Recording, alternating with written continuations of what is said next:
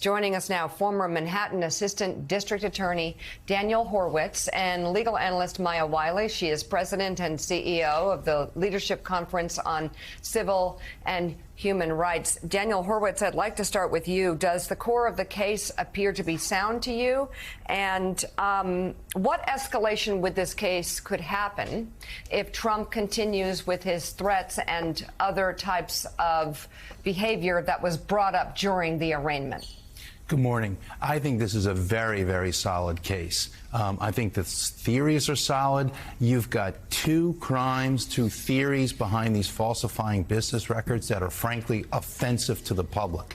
One is falsifying records to cover up something while candidate Trump was then running for president, and you've got potential tax crimes. Those are both crimes that are offensive to the public interest because you're talking about the integrity of the electoral process and you're talking about the public fisc. Earlier this morning, you guys were bantering about the grift that gets played here. You're talking about, in this particular case, ripping off potentially taxpayers to cover up payoffs to porn stars and Playboy models. So I think from a theory perspective, it's strong. I think focusing on the evidence that we think that we're going to see, you don't just have Michael Cohen, you've got David Pecker, the longtime publisher of the National Enquirer, a personal and close friend of now defendant Donald Trump.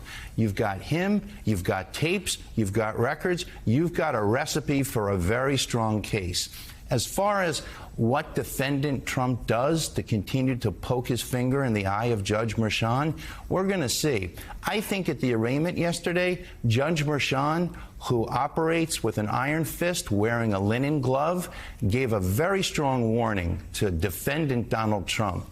If you act out either in this courtroom or outside the courtroom, I have the authority to remove you from these proceedings. Now, that's the ultimate punishment. I know we've talked about, I've heard people talking about contempt and fining him, gag orders, but the ultimate power that Judge Merchan has is to say, that's it, the line has been crossed. You may not participate in these proceedings. Now, typically in a case, those kinds of remedies, those kinds of sanctions are available only when a defendant has truly acted out, perhaps in a violent way, in the courtroom. But I think that Judge Merchan has laid down a line, and we'll see if defendant Donald Trump wants to cross it. Well, we've already seen it. He posted the Truth Social. Afterward, he made a speech ripping the DA and the judge. His children are now posting about the judge's daughter. There's all kinds of that going on. Just as someone who's worked inside that office, the presentation yesterday of the case was fascinating to a lot of people. We got to look inside the indictment, the 34 counts.